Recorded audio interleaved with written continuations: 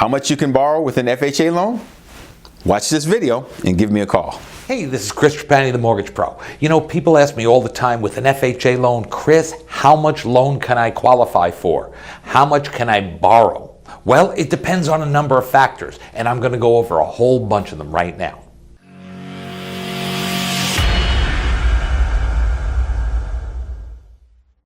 Okay, we're going to start with debt to income ratio. Here's how it works. There's two debt to income ratios that we have to worry about with an FHA loan. The first one is the payment. We call it the front end. It's the first one. So the payment can be no more than 47% of your total income. So for even number purposes and just to make it a little easier to calculate, let's say you make $10,000 a month. That means that 47% up to $4,700 can be a house payment. Now we have a back-end ratio. That's also the total house payment. And when I say total house payment, what I'm referring to here is principal, interest, taxes, insurance, and if you're in a condominium or an association, you pay an association fee, that has to be included too. 47%, now we're going to look at the back end. Take that 47%, that full payment that you have, and now we're going to add on your car payments, student loans, credit cards, child support, alimony, any of these type of things. That, as a total, can't be more than 57% of your total income. All right, now we need to calculate your income. Everything we're going to talk about is before taxes are taken out when it comes to a job. There's a few tricks and a few tips we're going to talk about with other things for perhaps tax-free income. But assuming you make $5,000 a month as a salary, that's it. There's no calculation necessary. But most people actually don't get paid that way. Most people get paid hourly. Let's say you make $20 an hour. We're going to calculate, do you work 40 hours a week or do you work 37.2 hours a week? Because a lot of people do that. They don't work the full 40 hours, and some people work 60 hours a week, so we're going to have to calculate overtime. But let's just assume you're working 40 hours a week to start. We start there. We're going to take $20 an hour, we'll say, at 40 hours. That's $800 a week. Now, a lot of people are going to say 800 times 4 paychecks a month. It actually does not work that way, because 4 times a year, you're actually going to get an extra paycheck. So here's how it's going to work. You're going to take that $800, multiply it by 52 weeks, and divide it by 12, and that's the actual income. So we're going to show you some formulas, and we're going to work with that. But I'm going to teach you a little trick here that nobody seems to know. Take your hourly salary, if it's $20 an hour, and if you work 40 hours a week, just multiply by 173.333. You get the same exact number. For all you mortgage professionals and real estate professionals out there, I just taught you something. A lot of people who work hourly also work overtime. How it works is we're going to take a 2-year average of your overtime. And a lot of people say, well, I don't know exactly how much I make, overtime. It changes from week to week and month to month. Well, here's what happens. We require a verification of employment. We are going to send your business, your company, a form to be filled out. It's a standard form, and it asks them, how much did you make in 2016 for overtime? How much did you make in 2017 for overtime? How much have you made so far in 2018 for overtime? And we're going to average that out, because sometimes people go into a very busy season, maybe come Christmas time. Or maybe the summertime is super busy, but you don't work overtime in the beginning of the year. This way we average it out so nobody gets shortchanged, and we don't give you too much overtime and credit for that either. Bonuses. We all like bonuses. We're going to average those too. We're going to average that over 2 years.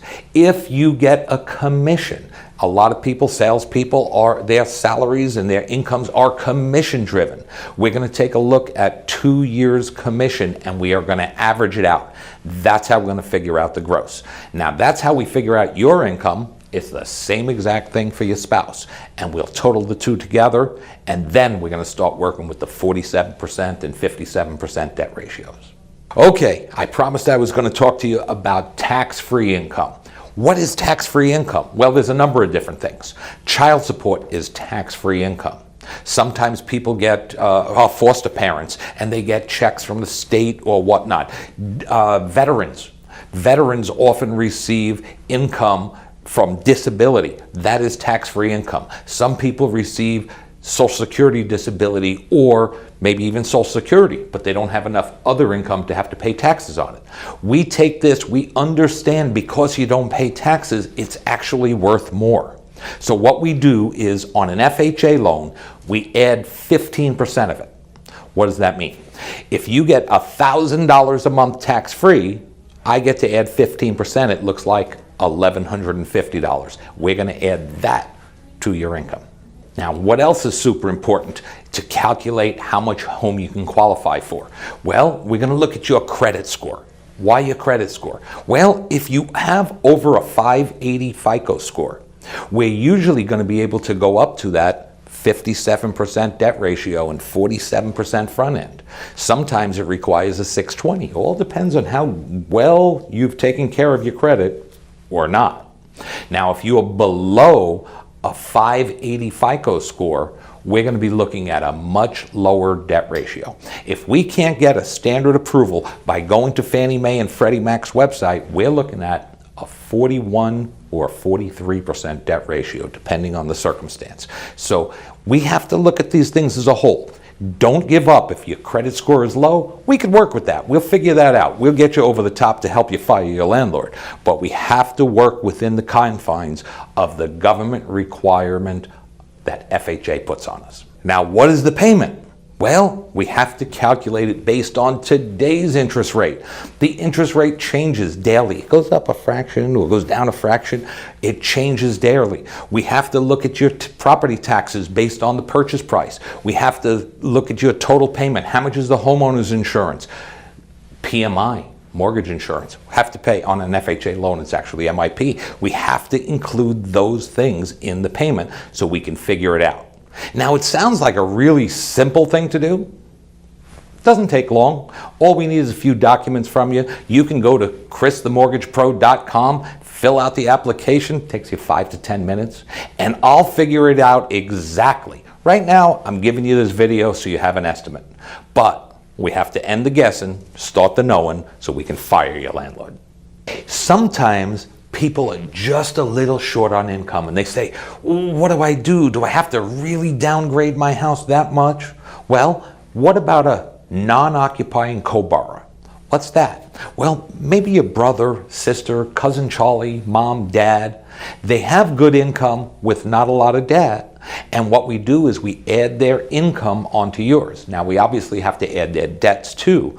They are just as legally responsible as you are for the loan. But very often it can help you go over the top and buy your own home. Hey, thanks for watching the video. I hope you enjoyed it. And if you want to get started today, stop procrastinating. Either call me up, 310-350-2546, or go to the website. Right here, you'll see it, fireyourlandlord.info. Click on the Apply Now button. We'll get you started. We're going to fire your landlord.